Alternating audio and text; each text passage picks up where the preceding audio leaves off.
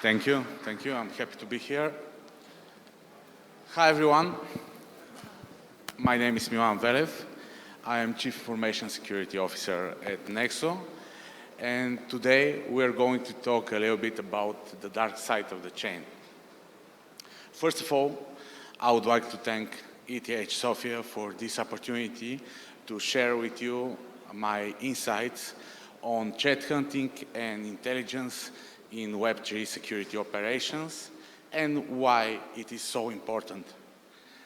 As you probably know, in Web3 and crypto, security and innovation are inseparable. So today we're going to talk about threat hunting, what this actually means and what we can do in order to be better while we are being in the Web3 domain. Over the years, smart contracts, DeFi, and NFTs accumulated trillions in value. But by doing so, they attracted cyber criminals, APT groups, and state-sponsored hackers. That's why, since we are in 2025, it's not enough just to react. We need to act proactively. And threat hunting is actually doing some proactive activities in finding our adversaries. Threat hunting means searching for hidden adversaries before they strike. Threat hunting itself consists of 5 phases. The first one is building a hypothesis. This means what could actually happen. It's extremely important to build a solid hypothesis because, as you probably see, this is the foundation of a threat hunting effort. It could be built on previous malicious activities, knowing well our critical processes and assets, or a combination of both. An example hypothesis could be a threat actor probing a liquidity pool with small trial flash loans. So what we do next? The next step is collecting data. We are very fortunate that the Web3 is built on transparency and decentralization.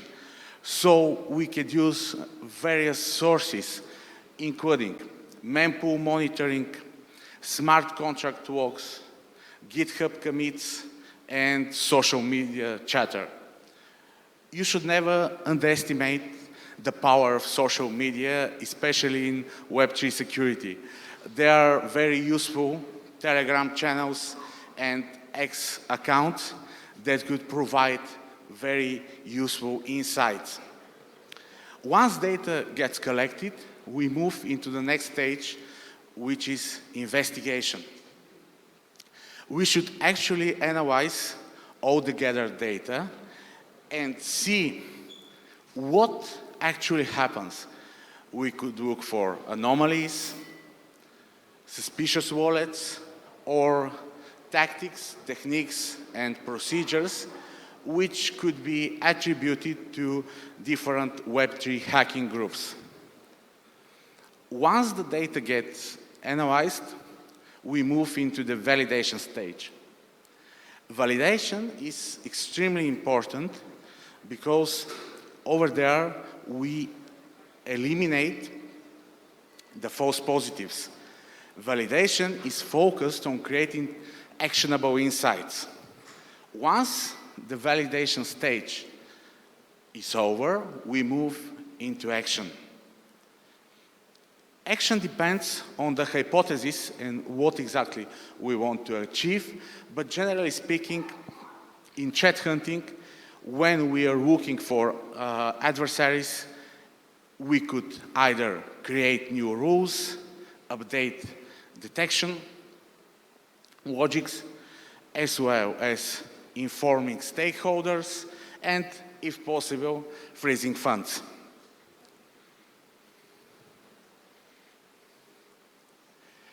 Why threat hunting in Web3 and not using the tools that we have already built, supposedly, in Web2? As some probably say, it's entirely different ball game in Web3. Traditional security tools present a lot of limitations. Conventional tools struggle with blockchain technology. Attacks evolve all the time. Web3 attacks are faster, they are automated, and on the top of that, they are decentralized, sorry. And as I've mentioned, we're looking for a proactive approach. This proactive approach could give us the ability to detect early an attack and respond accordingly. So, this is an example of real-world Web3 threat actors' tactics, techniques, and procedures. The main goal, private key thefts. How could it be accomplished? Of course, phishing and malware campaigns that are targeting wallet owners. This is pretty common. Flash loan and governance attacks. Over there, it could be achieved by manipulating token prices and voting processes. Another TTP is Oracle manipulation. Pretty common, feeding false data to DeFi protocols. And the last one is bridge protocol breaches. We can achieve this by exploring cross-chain transfer vulnerabilities. In order to implement a solid threat hunting program, we need two things: knowing our assets and having a solid threat intelligence foundation. In threat hunting, we need to build a blockchain-specific threat intelligence pipeline. This threat intelligence pipeline would allow us to implement and achieve better results with our threat hunting efforts. What the threat intelligence pipeline rely upon? Sources, of course. We need on-chain data, off-chain data, mempool monitoring, and social media chatter. Enrichment. We need cross-chain identity correlation, and of course, we need automation. Bots plus API for alert triage. This is extremely important, and once this threat intelligence pipeline gets created and automated, it could provide us with the needed foundation for the threat hunting activities. So how does actually on-chain data and mempool monitoring for early detection work? We can use a couple of different activities. Transactional patterns. Flag abnormal and suspicious activities. This is extremely important for us just to be aware of what actually happens. Gas price manipulation. Detect priority fee anomalies. Another one, alert generation. We can trigger response for suspicious activities. And of course, contract deployment. Watch for suspicious smart contracts.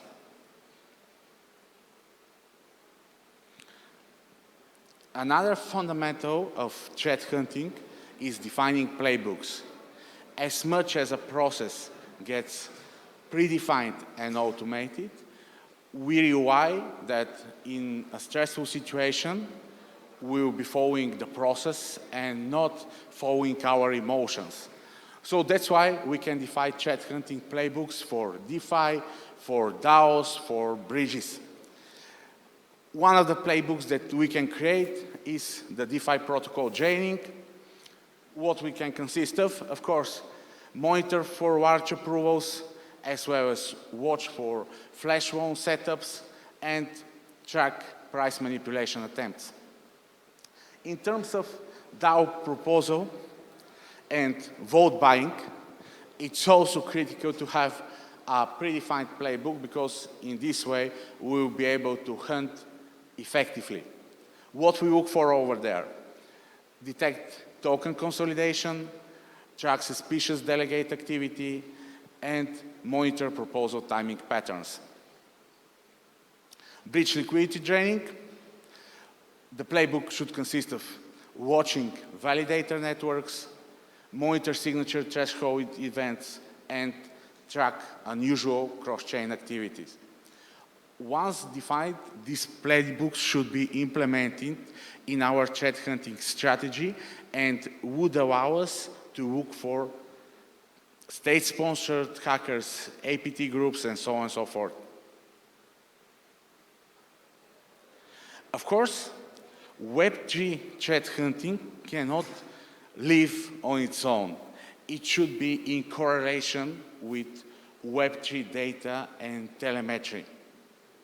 This data could allow us to get a better insight over what actually happens and attribute different activities to individuals, groups, and so on and so forth.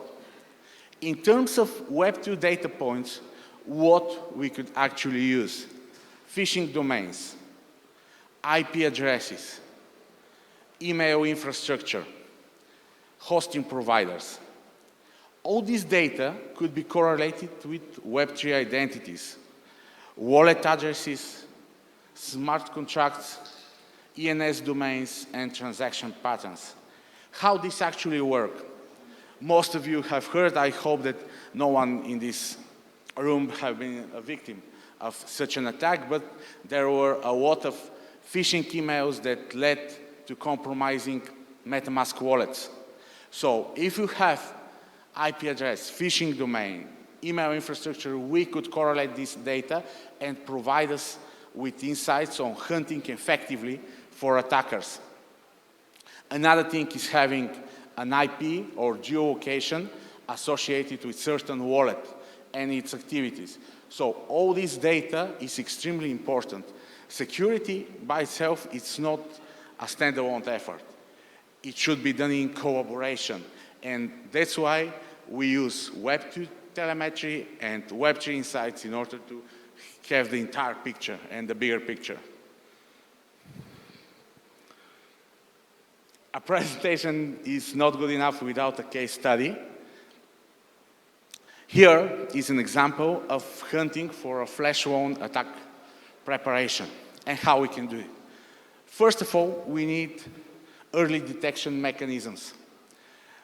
We should look for mempool pattern monitoring that catches suspicious transaction sequences. Once it's done, we move into token movement analysis. We look for large token swaps and contact approvals that trigger alerts. Once this phase gets completed, we move into simulation. What simulation consists of? This is a fork chain simulation that predicts exploit paths. So, for example, if there is a malicious smart contract that actually compromises our transaction, we can actually see if the funds will go to a certain wallet or to a different one. Some might speculate that the recent attack against Bytebit could be potentially prevented with such a simulation. And the last stage is response. Responding is extremely important. All these actions should lead to some activities from a security and a defensive standpoint. So, security team should deploy countermeasures before attack completion. This case study is focused on a lot of attacks that have happened in the past, especially in terms of flash loan attack preparations. Some speculate that such threat hunting flash loan playbook would be very beneficial in the 2020 attack against BZX lending protocol. Of course, as I mentioned, security is not a single effort. It should be done in collaboration. And through the years, it has shown that actually by working together, we can be stronger. In 2020, MakersDAO community monitoring actually detected a malicious proposal, and thanks to that, the attack was prevented. This governance proposal didn't happen thanks to the collaborative efforts of the entire industry. And by working together, we can prevent a lot of the things that actually happened, or hope to do so. There is a slight misconception in our domain that threat hunting should be done and could be done exclusively via commercial tools. From my perspective, it's not like that. The best way is to create a collaborative environment between commercial and open source platforms. But even if an organization doesn't want to invest into threat hunting tools, there are a lot of open source platforms that could allow us to prepare and implement threat hunting in Web3. Chain analysis, even though it's a commercial platform, provides a free option to search for sanctioned addresses, which is extremely useful. Tenderly, a great platform that is focused on smart contract simulation and debugging. Forta provides us with real-time security alert via detection bots, and you can use as well EGINFI, which is on-chain attacks and visualization. Sorry. So, to close, we should evolve beyond Web 2. Traditional models are insufficient for blockchain threats. We should be up to date with the latest trends, attacks, and threats in order to be on point. We should provide and use a holistic visibility. We should combine on-chain data, off-chain monitoring, and mempool monitoring. And we should implement a collaboration between people and AI. So far, AI is not able to replace completely humans into IT and security, but automation amplifies extremely expert analysis. So the dark side of the chain is growing, but so is our ability to defend. Thank you, and now I'll take your questions.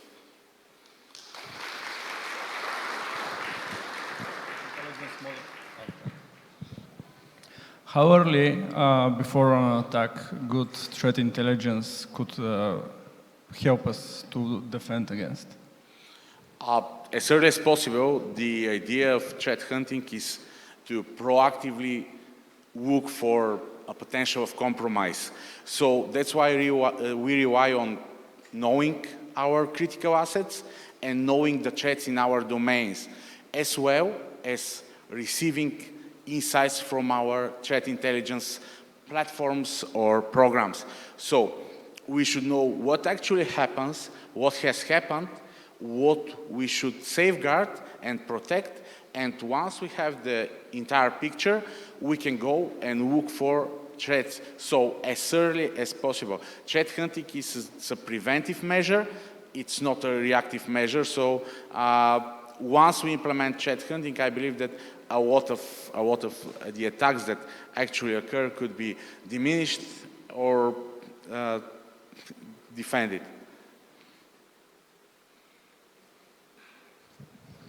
Yes, there are a few questions from Slido, actually.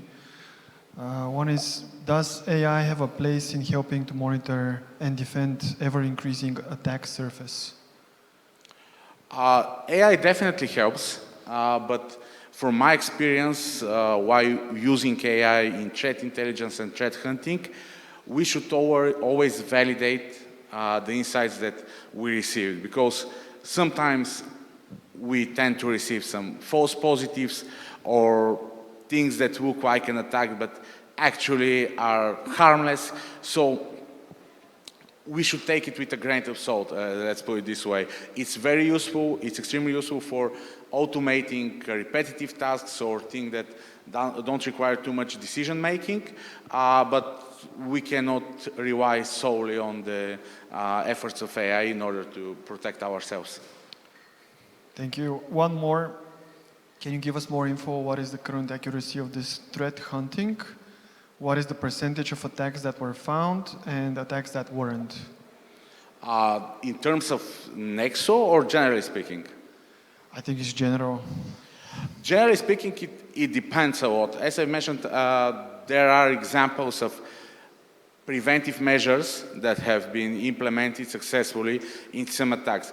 The thing is that sometimes with threat hunting it's difficult to further elaborate on the percentage because it prevents the attack from actually happening.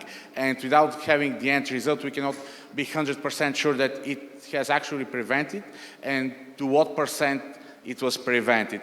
But for sure, you can diminish the chance of being hacked or being hacked in a severe way. So these are efforts that couldn't be measured at this point, but it's still good to have and implement it.